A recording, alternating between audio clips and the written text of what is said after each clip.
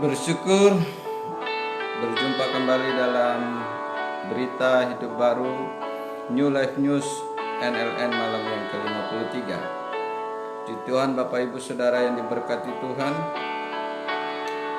kita akan merenungkan firman Tuhan dan berdoa bersama.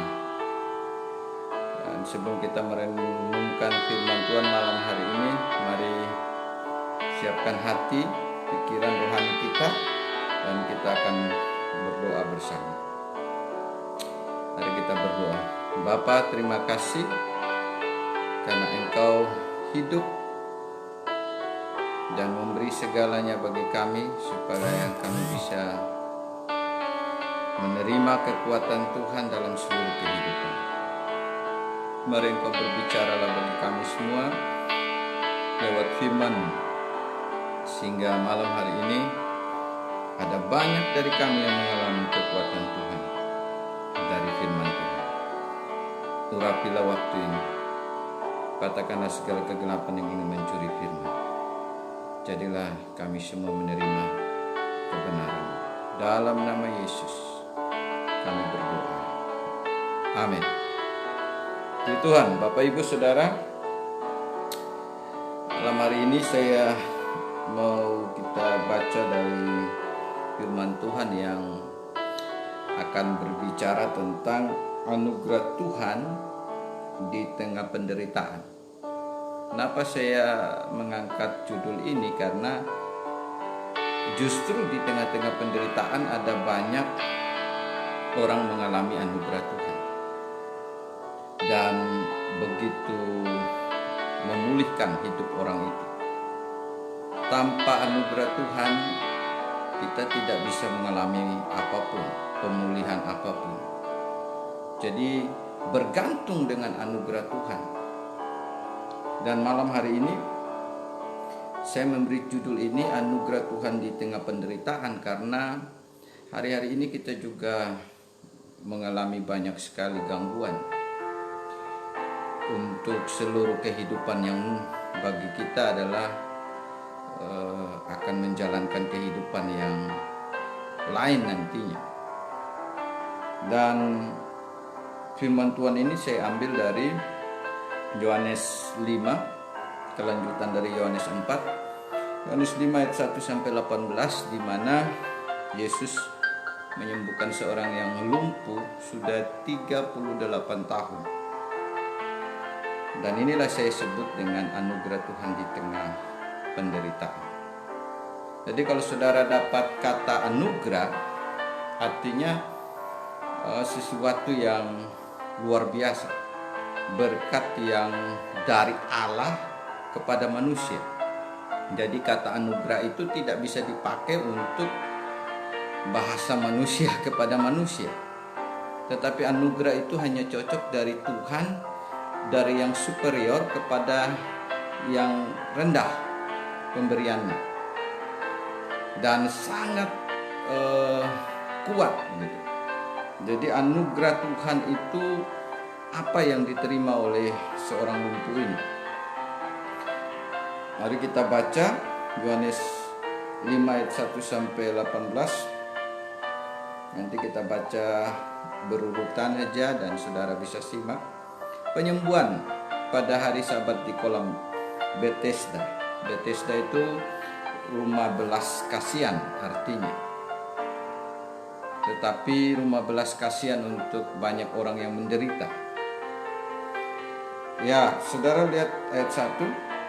Sesudah itu ada hari raya orang Yahudi dan Yesus berangkat ke Yerusalem. Di Yerusalem dekat pintu gerbang domba ada sebuah kolam yang dalam bahasa Ibrani disebut Bethesda, rumah belas kasihan.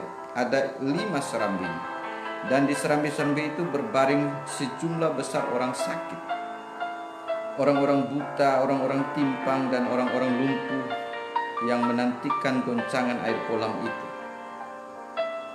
Sebab sewaktu-waktu turun malaikat Tuhan ke kolam itu dan menggoncangkan air itu, barang siapa yang terdahulu masuk ke dalamnya, sesudah goncangan air itu menjadi sembuh, apapun juga penyakitnya. Luar biasa. Di situ ada seorang yang sudah 38 tahun lamanya sakit. Jadi Alkitab dengan jelas menerangkan bagaimana kondisi waktu itu Yesus hadir di kolam Bethesda dan ada banyak orang sakit. Tetapi di tengah-tengah banyak orang yang begitu menderita, buta, timpang, segala penyakit, kita lihat tertuju kepada satu pribadi saja. Dan saya bertanya juga, kenapa kok hanya orang ini saja yang Yesus tertuju kepadanya? Kan ada banyak orang sakit pada waktu itu. Dikatakan di situ ada sejumlah besar orang sakit. Yesus kan kita tahu bisa menyembuhkan semua orang, banyak orang. Terserah pada Yesus, mau siapa saja dia sembuhkan. Dan dia bisa menyembuhkan semuanya sekaligus juga bisa.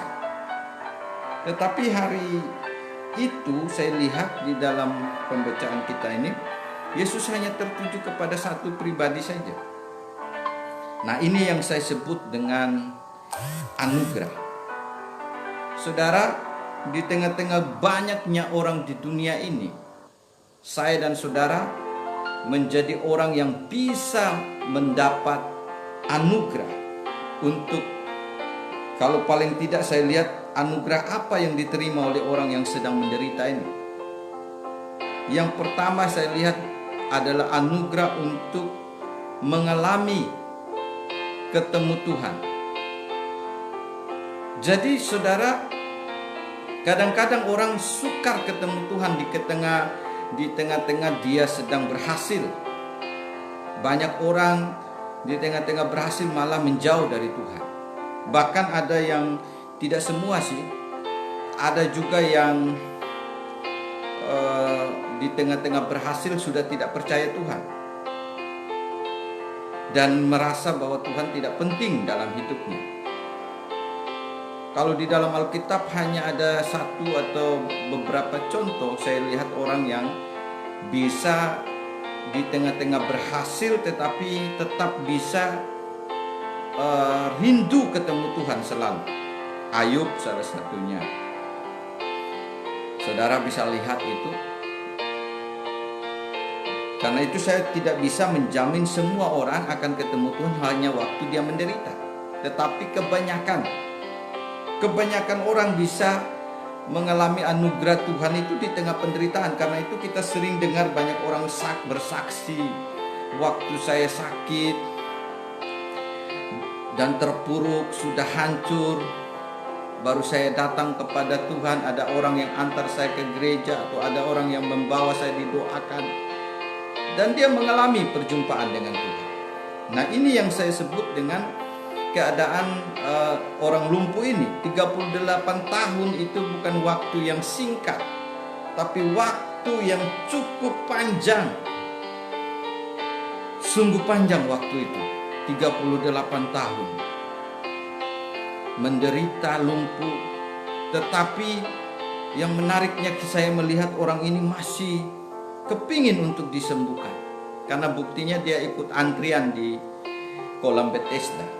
Kan di situ antri. Walaupun kumpul banyak-banyak, tapi siapa yang masuk dahulu, dia saja yang sembuh. Nanti tunggu giliran lagi. Kalau datang goncangan, baru bisa lagi. Dan ini yang saya bilang, ketika dia di tengah-tengah penderitaan yang begitu tidak gampang, puluhan tahun lamanya, saudara menderita lumpuh 1-2 hari saja sudah luar biasa sebenarnya menderitanya. Tapi ini puluhan tahun saudara. Jadi apa yang kita lihat, yang kita harus pelajari dari firman ini? Yang pertama saya lihat, anugerah Tuhan di tengah penderitaan itu bisa terjadi untuk membuat orang mengalami ketemu Tuhan. Tadi saya sudah bilang bahwa ada banyak kesaksian. Orang baru mengalami ketemu Tuhan ketika dia sedang hancur-hancurnya hidupnya. Kadang-kadang sudah bangkrut, kadang-kadang sudah hancur, sudah begitu stres, begitu susah, baru mulai datang kepada Tuhan. Syukurnya kadang-kadang Tuhan buka keadaan seperti itu, lalu mereka bisa ketemu Tuhan. Dan itu saya bilang adalah terbaik. Justru penderitaan yang mereka alami itu adalah penderitaan yang membawa berkat untuk mereka jadinya. Karena bisa menerima anugerah di tengah-tengah itu dan dipulihkan. Jadi orang lumpuh ini, kenapa dia bisa mengalami ketemu Tuhan? Karena ada penderitaan yang dia alami. Dan Tuhan memilih dia dari sekian banyak orang. Itulah anugerah. Jadi saudara dan saya itu bisa percaya Yesus juga, atau percaya Yesus, menerima keselamatan dari Yesus juga, itulah anugerah. Bukan karena kehebatan kita atau kemampuan kita. Ada banyak orang berdosa, semua kita berdosa di dunia. Tapi Tuhan mau memilih saya dan saudara. Maka itulah anugerah. Pemilihan Tuhan yang mau menyelamatkan saya dan saudara menyebabkan kita menerima anugerah. Pemberian yang begitu besar bagi saya dan saudara. Kita di dunia ini tidak ada yang baik. Saya ingat konsep pemilihan Tuhan itu adalah haknya Tuhan. Di kemahatauannya Tuhan. Bukan Tuhan tidak adil. Tuhan sangat adil dalam memilih. Karena Tuhan memilih orang bukan karena dia benar. Semua orang sudah berdosa, Alkitab mengatakan. Dan Tuhan mau memilih siapa yang harus diselamatkan, dipulihkan. Jadi tidak ada letak Tuhan pilih kasih. Karena kemahatauan Tuhan, dia bisa memilih orang yang nantinya bisa percaya. Semua orang berdosa, semua orang berdosa. Jadi apa yang pilih kasih? Tidak ada. Dia memilih dari semua orang yang berdosa untuk bisa dipulihkan. Dan mereka bisa menerima pemulihan. Percaya. Jadi saya melihat di sini Bapak Ibu Saudara, terpilih dari sekian banyak orang. Tadi kita lihat begitu banyak orang sakit. Tapi kok Tuhan tidak mau menyembuhkan semuanya? Hanya orang ini saja. Dan untuk dia dipulihkan. Kita baca lebih lanjut. Dikatakan di situ, karena dia sudah lama sekali sakit. Dan ketika Yesus melihat dia, ayat 6, orang itu berbaring di situ, dan karena Yesus tahu bahwa ia telah lama dalam keadaan itu, berkatalah ia kepadanya, maukah engkau sembuh? Inilah anugerah. Begitu lama sudah menderita. Bukankah kita pun juga sama? Sebelum saya dan saudara ketemu Tuhan dalam hidup kita, atau menerima Tuhan dalam hidup kita, kita adalah orang-orang yang menderita karena akan ke neraka, ditipu oleh setan, diikat oleh setan, diikat oleh dosa. Roh kita sedang mati. Berapa tahun kita mengalami itu sampai kita bisa bertemu Tuhan. Disitulah terjadi pembebasan, anugerah, kelepasan, pemulihan. Jadi ketika Tuhan bertemu dengan orang yang 38 tahun lumpuh ini, Tuhan hanya bertanya kepada dia, maukah engkau sembuh? Kenapa pertanyaan ini harus diucapkan oleh Yesus? Yesus tahu dia ingin sembuh, pastinya. Tetapi lewat pertanyaan ini, Yesus sedang memulihkan cara dia untuk berpikir dipulihkan. Bahwa dengan 38 tahun dia lumpuh, dengan cara dia untuk menanti penyembuhan, dengan cara dia untuk diam di kolam Bethesda, atau dengan pengobatan-pengobatan yang lain, tidak pernah bisa memulihkan hidupnya. Saudara, mungkin di kolam Bethesda itu kita tidak tahu dia sedang berapa lama dia sudah menunggu di sana. Tetapi kita tahu pasti dia sudah mencoba segala macam untuk bisa sembuh. Karena 38 tahun itu adalah waktu yang lama. Dan dia terus mencari, ingin menerima kesembuhan, bagaimana bisa sembuh. Dan mungkin orang cerita di kolam Bethesda, kamu kalau bisa datang ke sana juga mungkin kamu bisa sembuh. Karena itu pertanyaan Yesus ini bukan ingin mengetahui dia mau sembuh atau tidak. Tetapi justru Yesus mau tahu, mau ingin dengar dari dia bagaimana konsep untuk dia bisa dipulihkan, disembuhkan, atau berubah. Saudara, anugerah dari Tuhan itu, ketemu Tuhan itu akan membawa perubahan hidup kita. Paradigma hidup kita juga akan berubah. Seluruh kehidupan kita akan berubah. Makanya kita disebut hidup baru ketika kita menerima Yesus. Tapi Yesus tetap bertanya kepada dia, walaupun dia sudah bertemu Tuhan Yesus, tapi dia belum tahu siapa yang dia ketemu.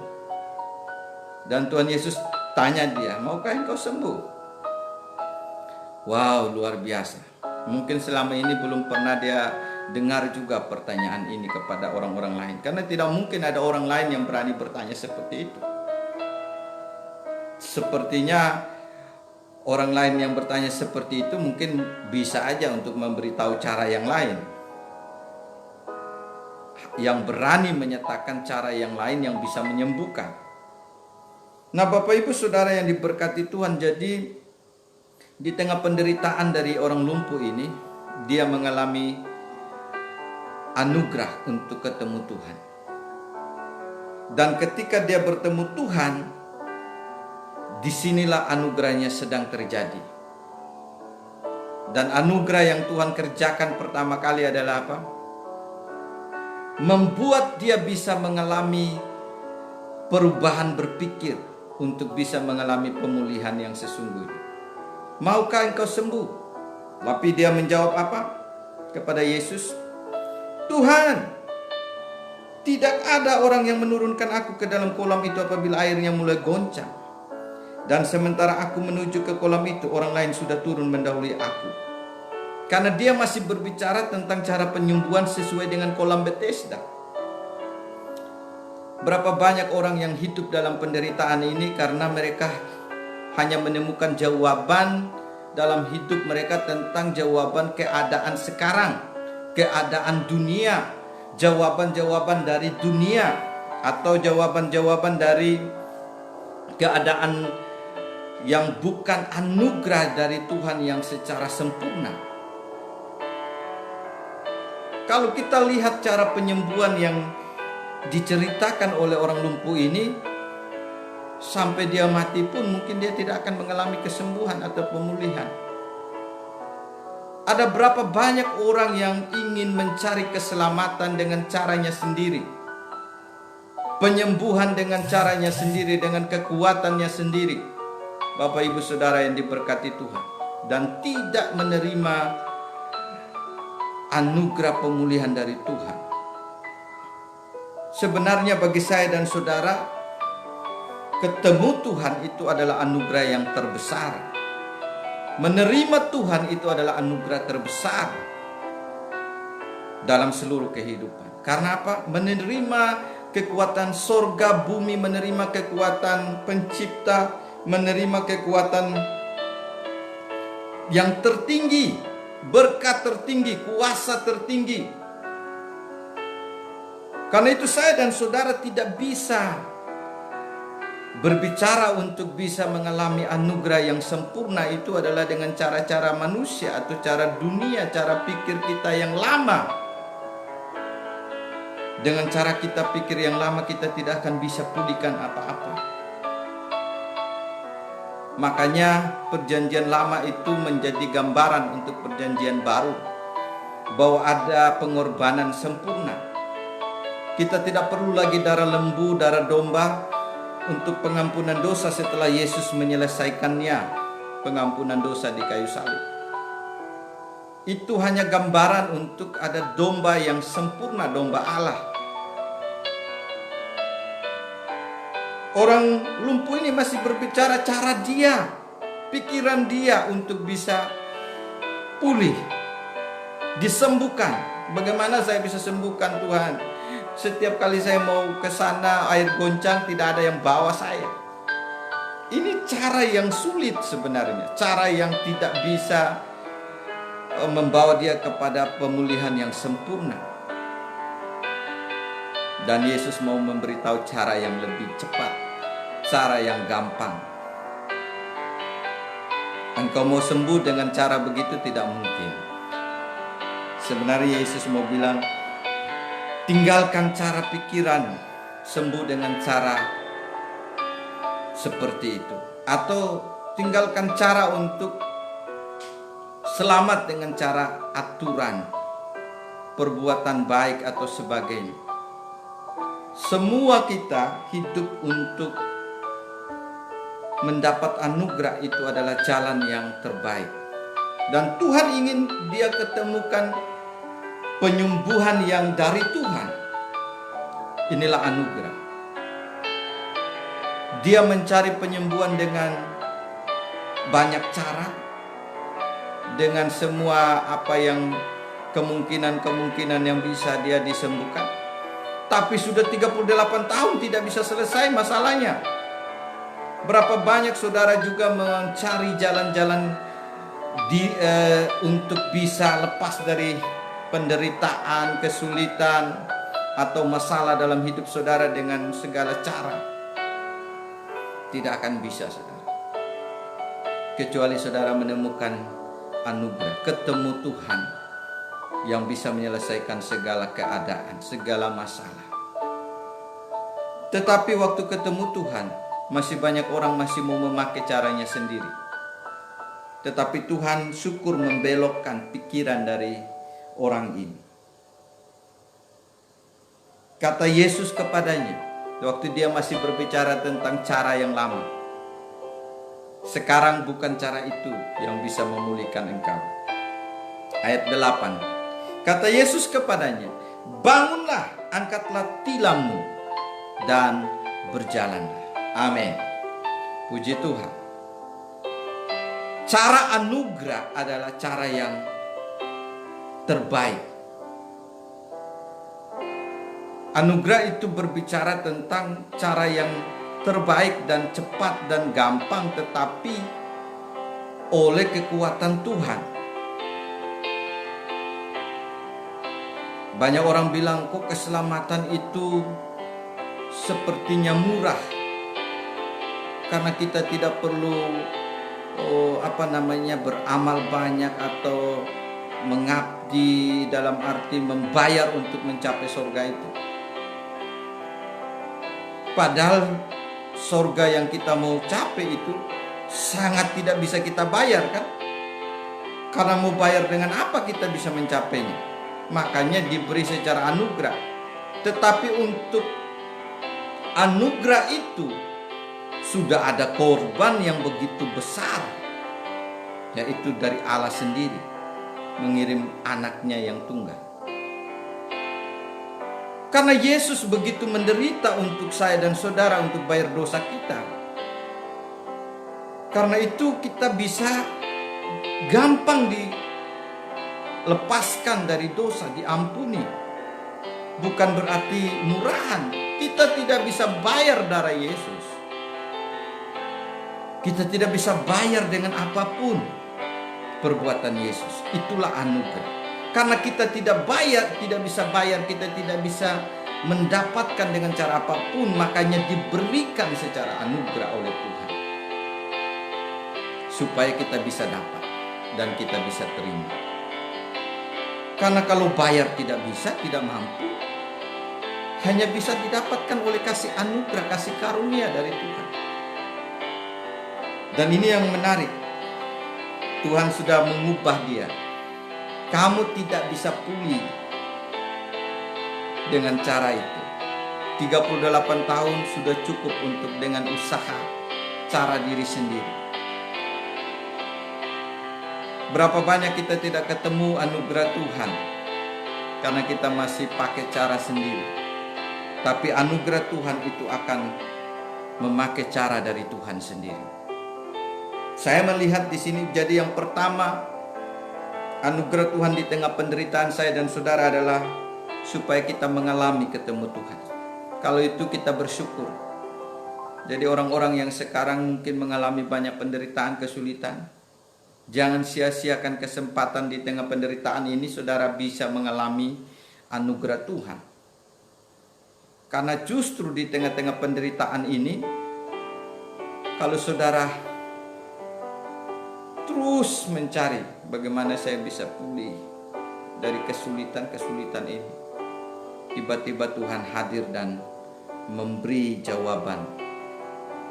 Dan yang menarik, saya melihat Yesus tidak langsung memberi, kalau saya lihat dari pembacaan firman ini, tidak langsung memberi dia kepastian untuk mengenal Yesus secara pribadi, tetapi memberi dulu jawaban atas kesulitan dia.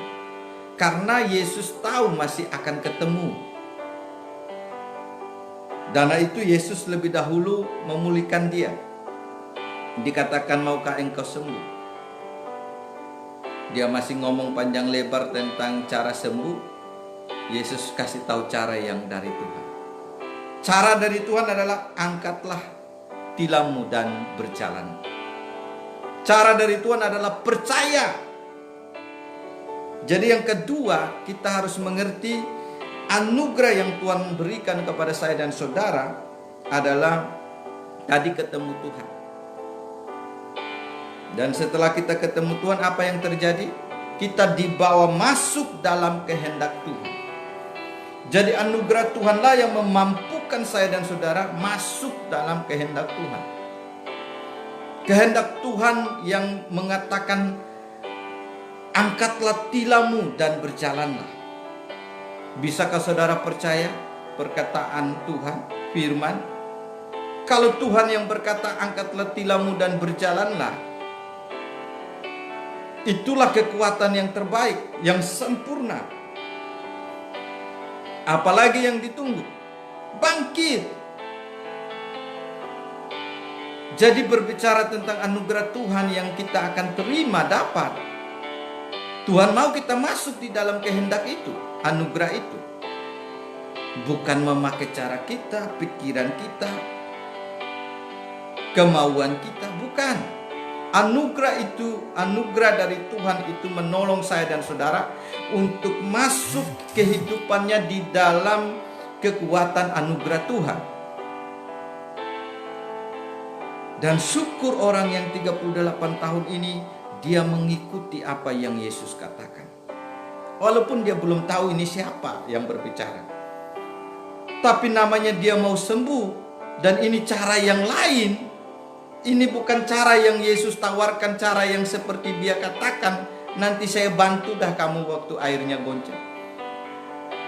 Yesus sedang berbicara tentang cara yang gampang, yang terbaik bagi dia, yang bisa langsung memulihkan dia.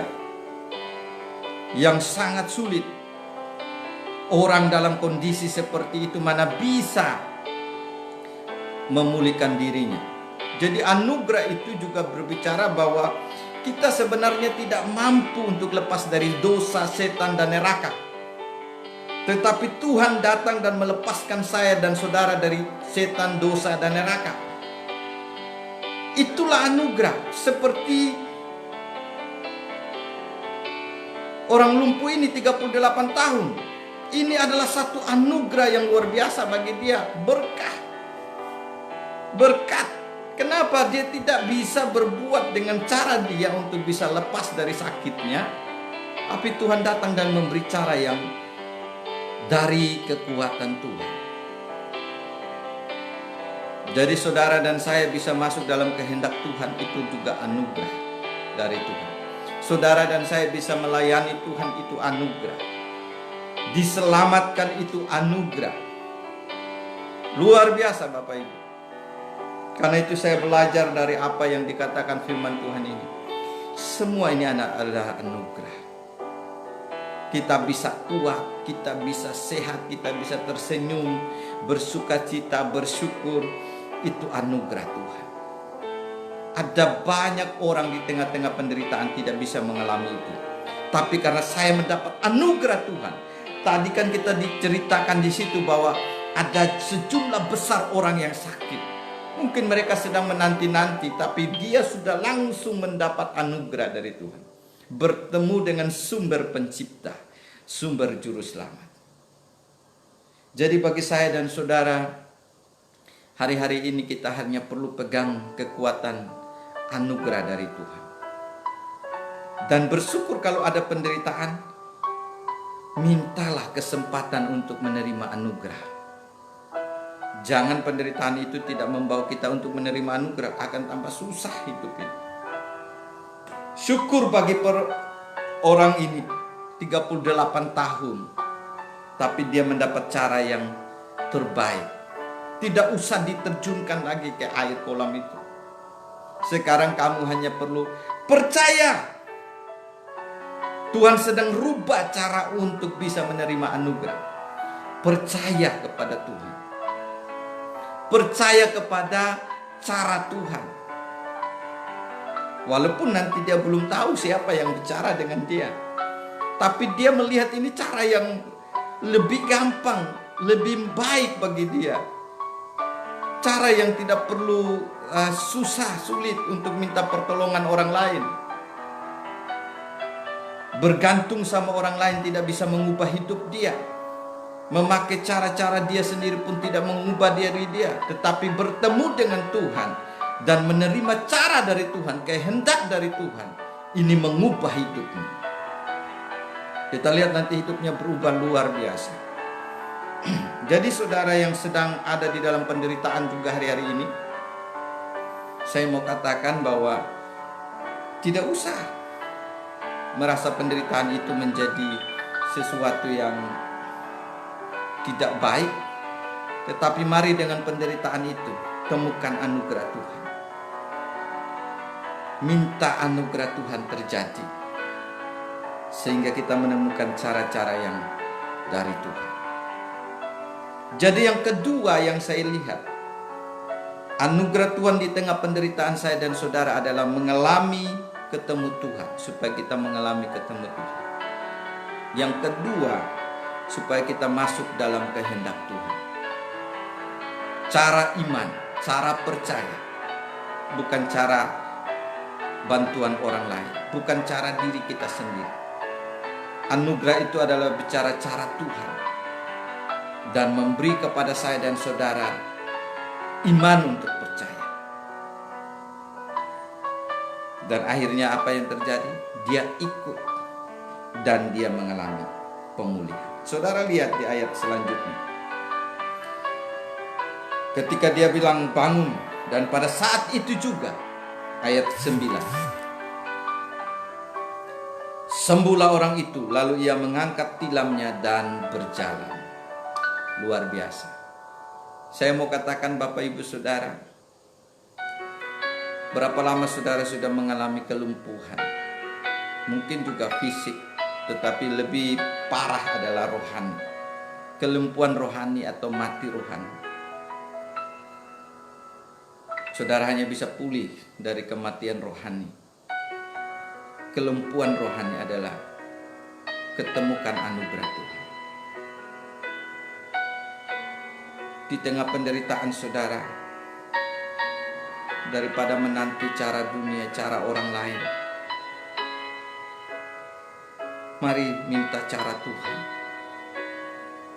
Dan cara Tuhan memberi anugerah yang sangat gampang dan terbaik. Bukan gampangan, tetapi untuk melakukan pemulihan itu ada satu dorongan untuk percaya apa yang dikatakan oleh Yesus. Dan saat itu juga ia bangkit ia mengangkat tilangnya dan berjalan. Tetapi hari itu hari Sabat. Saudara, Tuhan bisa menyembuhkan kita dalam segala waktu, memberi anugerah kita dalam segala keadaan. Kadang-kadang orang menerima anugerah juga di tengah-tengah dia berhasil, bahagia, bisa juga. Tetapi orang ini sedang terima anugerah di tengah-tengah dia menderita. Tetapi juga tepat pada hari Sabat, hari yang dikeramatkan orang Yahudi untuk tidak berbuat sesuatu apapun, termasuk kalau sembuh juga tidak usah angkat tempat tilam waktu itu atau berjalan, tunggu dulu besok atau selesai hari Sabat. Yesus juga sedang mematahkan segala aturan main manusia yang menentang Injil kebenaran. Kadang-kadang aturan dibuat melebihi dari maksud yang Tuhan ingin tetapkan. Tuhan menetapkan hari Sabat bukan untuk tidak menjalankan kehidupan. Kehidupan tetap harus berjalan di hari Sabat, tetapi untuk Tuhan. Kalau ini kerjaan Tuhan menyembuhkan, kenapa orang tidak boleh pulih di hari itu dan berjalan? Orang Yahudi, ahli Taurat, orang Farisi begitu pegang aturan. Anugerah mematahkan segala aturan yang tidak sesuai dengan anugerah. Karena itu Paulus dalam memberitakan Injil, dia berkata, ketika rasul-rasul berkata kepada ada pengajaran bahwa orang Yahudi yang mengajar kepada orang-orang yang telah diinjili oleh Paulus bahwa mereka juga harus disunat. Kalau tidak disunat, mereka mungkin tidak dapat keselamatan atau tidak layak diselamatkan. Paulus dengan tegas berkata, sunat tidak menentukan keselamatan. Jadi saudara, sesuatu yang menentang anugerah itu harus bisa dilepaskan. Saya percaya Yesus sengaja melakukan penyembuhan ini di hari Sabat. Supaya apa? Supaya semua mereka tertuju bahwa hari Sabat bukan untuk sesuatu yang jahat, tapi untuk sesuatu yang memuliakan Tuhan, yang baik, tetap bisa dijalankan. Apalagi yang mengingat tentang kekuatan Tuhan.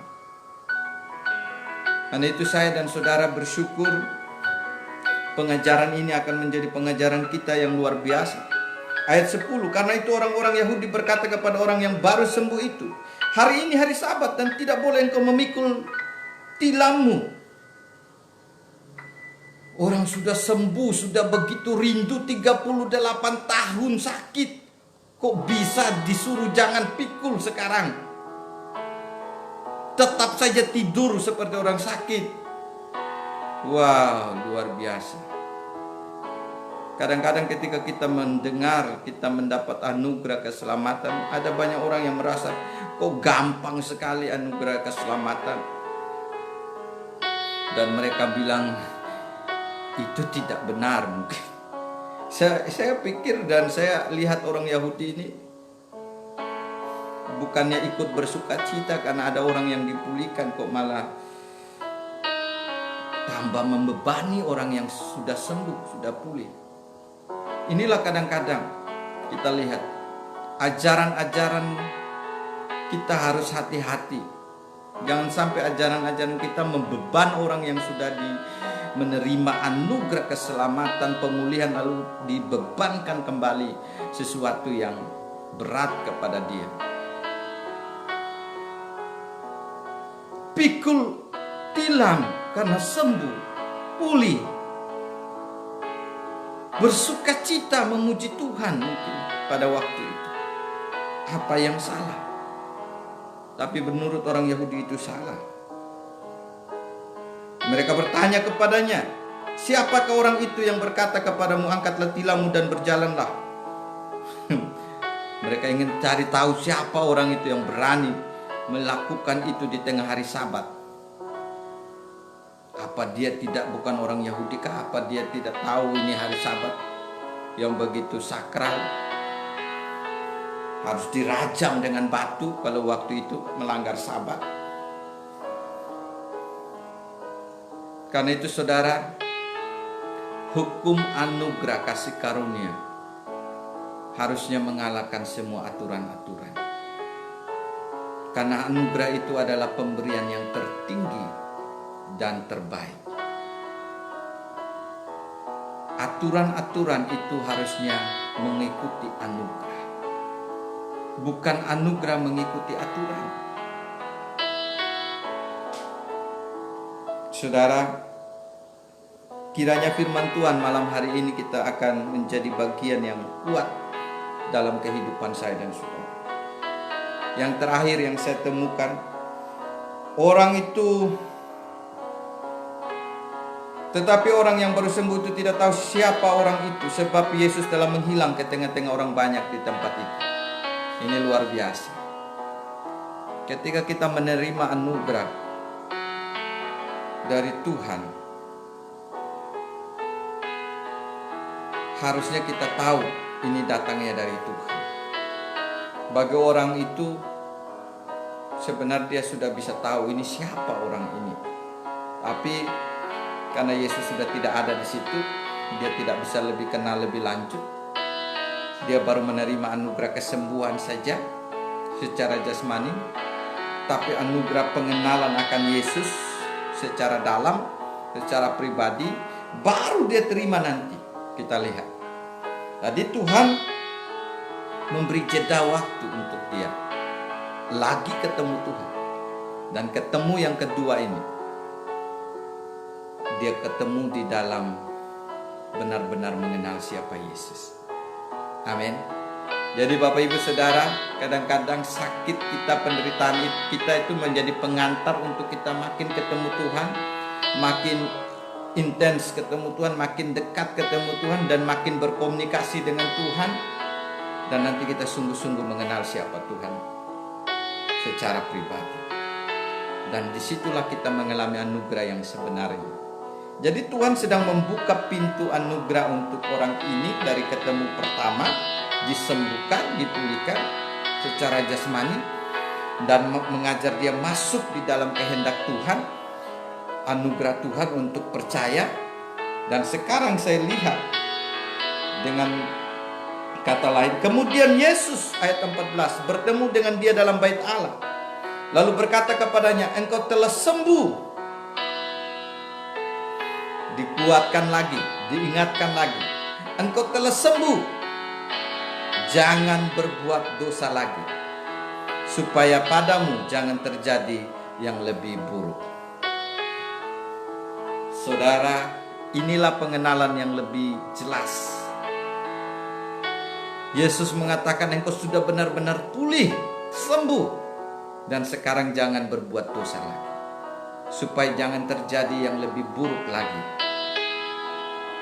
Kemarin sudah buruk 38 tahun tanpa mengenal jalan kelepasan. Sekarang kamu sudah sembuh dari saya, dari Sang Pemberi kesembuhan, anugerah yang terbaik. Tetapi jangan berbuat dosa lagi. Ternyata kalau saya baca ayat ini, berarti Yesus mengingatkan dia bahwa dosa itu akan bisa membawa sesuatu yang buruk dalam hidup. Karena itu engkau sudah menerima yang baik dari saya, hiduplah dengan yang baik itu. Jangan sampai kamu mau hidup lagi dengan hal yang tidak baik. Hal yang tidak baik itu apa? Kepercayaan lama, cara lama yang akhirnya kamu tidak bisa pulih. Kan dia sudah pakai segala cara selama 38 tahun, tidak ada pemulihan. Sekarang kamu hiduplah dengan cara penyembuhan yang sudah kamu dapat, anugerah, dan hiduplah di dalam anugerah itu. Orang itu keluar. Nah, saya menarik. Jadi inilah poin yang terakhir, poin yang ketiga dari yang saya renungkan. Jadi anugerah Tuhan di tengah penderitaan itu akan membawa kita mengalami ketemu Tuhan, masuk dalam kehendak Tuhan, dan menjadi saksi atas anugerah Tuhan Yesus. Amin. Menjadi saksi atas anugerah Tuhan. Luar biasa. Jadi anugerah yang Tuhan sudah berikan kepada orang lumpuh ini, sekarang dia keluar menceritakan. Dia berani sekarang menceritakan. Kemarin dia tidak tahu, dan dia ketemu lagi. Semakin dia mengenal Yesus yang sudah mengingatkan dia bahwa jangan hidup lagi dengan cara yang lama atau dosa itu, nanti akan terjadi yang lebih buruk. Sekarang kamu hiduplah dengan anugerah yang sudah kamu dapat, kesembuhan yang begitu cepat. Hanya dengan beberapa kata, angkat tilammu dan berjalan, dan kamu sudah mengalami pemulihan, kesembuhan itu. Lalu dia langsung teriak keluar. Dia bersaksi luar biasa. Ketika dia bersaksinya apa, saudara? Orang itu keluar lalu menceritakan kepada orang-orang Yahudi bahwa Yesuslah yang telah menyembuhkan dia. Wow, ini sekarang dia cari orang yang tanya mungkin kemarin, kamu mau tahu siapa yang sembuhkan saya? Siapa yang memberi saya pemulihan yang luar biasa ini, dan sudah melarang saya juga untuk tidak hidup lagi di dalam cara hidup yang lama atau dosa, masuk dalam cara hidup anugerah yang dari Tuhan. Dan dia katakan, dan karena itu orang-orang Yahudi berusaha menganiaya Yesus karena ia melakukan hal-hal itu pada hari Sabat. Dia menyaksikan Yesus yang sudah memulihkan dia. Anugerah dari Tuhan membawa saya dan saudara untuk menceritakan kasih karunia anugerah Tuhan yang sudah berlangsung dalam hidup saya dan saudara. Jadi orang-orang yang sungguh-sungguh menerima anugerah dari Tuhan, keselamatan, pemulihan, perubahan hidup yang dari anugerah Tuhan, itu akan mampu menceritakannya. Jadi saudara harus cek dalam diri sendiri. Sudah berapa lama saudara menerima anugerah dari Tuhan, pemulihan, keselamatan, segala anugerah yang terbaik dari Tuhan. Dan sudahkah saudara menyaksikan itu? Kadang-kadang kita tidak berani. Dan antara Yesuskah yang menyembuhkan saya, atau obatkah, atau cara saya, pikiran saya? Harusnya kita bisa tahu bahwa Yesuslah yang bisa memulihkan luar biasa. Jadi Bapak Ibu Saudara yang diberkati Tuhan, anugerah Tuhan di tengah penderitaan bagi orang lumpuh ini membawa dia untuk bisa menyaksikan anugerah Tuhan yang mutlak abadi sudah sempurna terjadi dalam hidupnya. Karena dia mengenal Tuhan secara pribadi. Jadi kalau saudara bisa menyaksikan Tuhan, itu juga kemampuan anugerah dari Tuhan. Karena itu sungguh-sungguhlah menikmati anugerah Tuhan dan menyaksikan itu kepada banyak orang yang lain. Karena ada banyak orang yang masih membutuhkan anugerah Tuhan. Anugerah keselamatan, anugerah pemulihan dari Tuhan, anugerah diubahkan hidupnya. Jadi Bapak Ibu Saudara, dari bagian firman Tuhan ini saya mengajak untuk kita, walaupun orang Yahudi ingin melakukan hal-hal yang aneh, tetapi dia tetap berani mengatakan Yesuslah yang telah menyembuhkan saya. Anugerah kesembuhan yang sempurna dari Yesuslah. Saya sudah 38 tahun tidak bisa pulih, tapi Tuhan Yesus hadir dalam hidup saya. Mungkin saudara sudah lama tidak bisa pulih dari penderitaan rohani, jasmani, penderitaan apapun hari-hari ini. Mari terima anugerah dari Tuhan, dan saudara akan dipulihkan.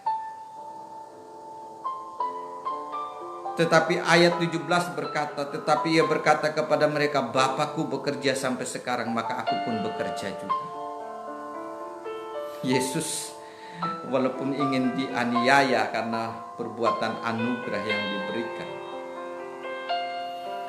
Yesus tetap mengaku bahwa dia bekerja sesuai dengan kehendak Bapa. Jadi apa yang Yesus kerjakan itu tidak ada yang salah. Tidak ada yang dilanggar. Bapa bekerja setiap waktu.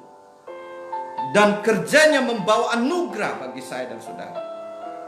Kehadiran Yesus ke dunia memberi anugerah terbesar. Dan Yesus bekerja untuk menyatakan anugerah itu.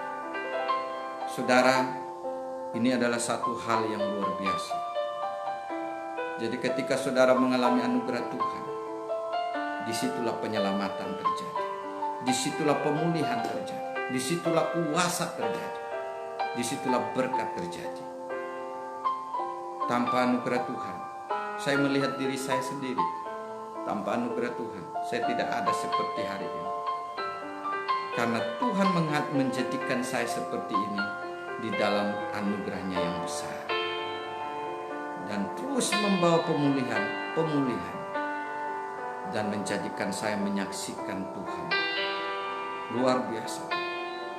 Dan kita juga bisa menyaksikan Tuhan itu karena kemampuan anugerah yang Tuhan beri. Bapak Ibu Saudara yang diberkati Tuhan, kiranya malam hari ini saudara mengambil keputusan untuk saya berdoa menerima anugerah Tuhan. Dan jadilah anugerahmu kepada saya. Kalau saudara pas lagi menderita juga sekarang hari-hari ini, terimalah anugerah itu. Dan penderitaan dari yang sedang dialami itu akan menjadi penderitaan yang mengalirkan berkat anugerah yang luar biasa Tuhan nyatakan. Mari kita berdoa. Bapa, hamba-Mu sudah selesai